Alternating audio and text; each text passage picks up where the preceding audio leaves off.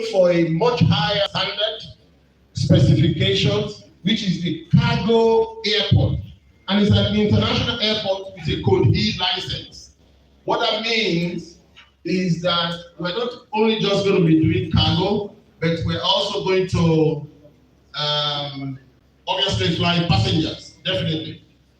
But the bigger part of the airport is the aerotropolis, is the airport city, is the other zones and components that are within the airport there. So the airport is circa 10,000 hectares, the aerotropolis. So we have a section there we call the Special Agro-Industrial Processing Zone. We want to be able to add value to whatever food crops or cash crops that are produced or cultivated in Ogun State.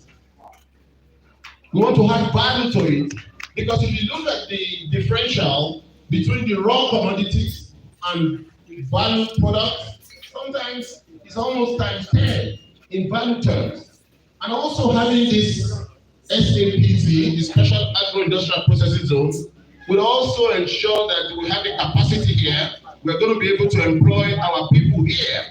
And we're also using the strategy to drive down the cost of production, such that as you produce at the SAPZ zone, if the products are for export, you're next door, you take it out without having to go through the Lagos traffic. That's number one. We're also having the logistics and distribution hub as another zone within the airport. So for those of you who are in the business of distribution or logistics, we have a lot of land there for you to come and lease or buy, because in that particular zone, we're having the warehouses. The companies, you wonder, why do they need to have their warehouses in their factories when they can produce and then they come and put it in that warehouse? We're going to have a trailer hub there as well, where all of the trucks, would also. We're going to have a zone for light manufacturing, for greenhouses, and of course for all of the security agencies. What I can say is that since this airport started about 2 years ago, or about 3 years ago, when we brought it back on the radar and started doing all the planning, revalidating the business case, the amount of interest that we have seen is unprecedented. So what this tells me is preparation meets opportunities. If you don't take the first step, nobody is going to come and support you.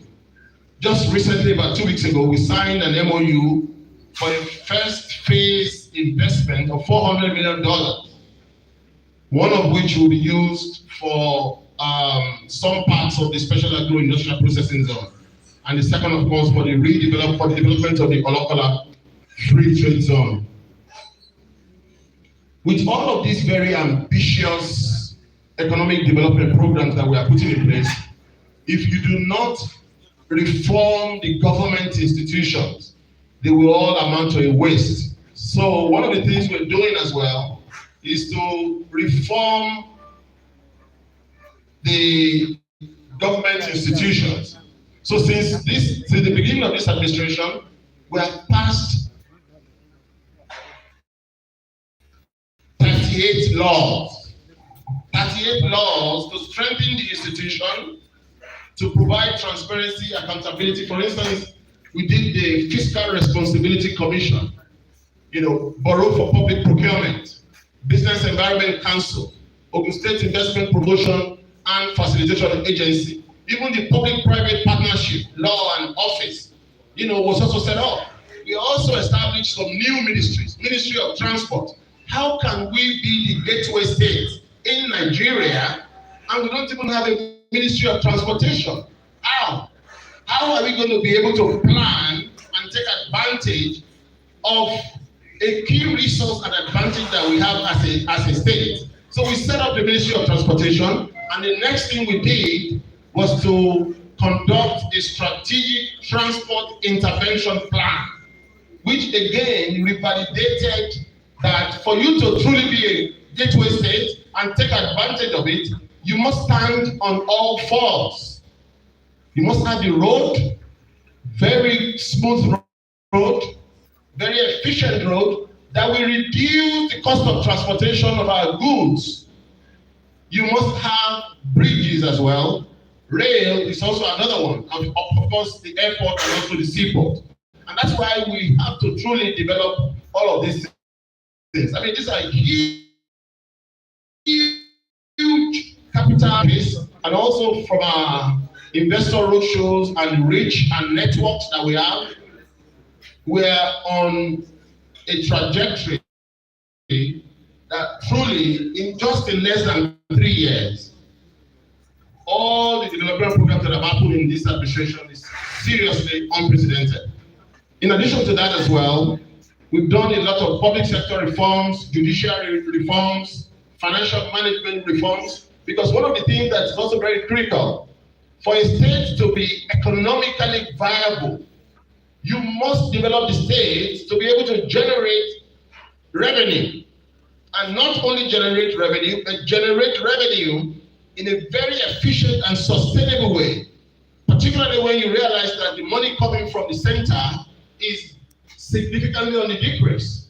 I mean, with 4 trillion naira of subsidies, you know, government allocation on a monthly basis on the decrease. So we need to put Ogun State. Why we have embarked on several financial management reforms that are seeing our IGR move from 50 billion naira in 2020 to 100 billion naira in 2021. And we are on course to deliver at least 130 billion naira this year.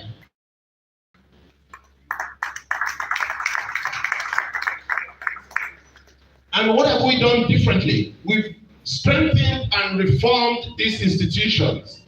So, public government official is to bring all the estates we have recently created, laid out properly. We are working with private sector partners to provide infrastructure in these estates, whether they are residential estate, commercial estate, or industrial estates, and then put them on the platform. You do registration online, you make your payment online, you get your allocation online, and ultimately, we want to even dematerialize CFO.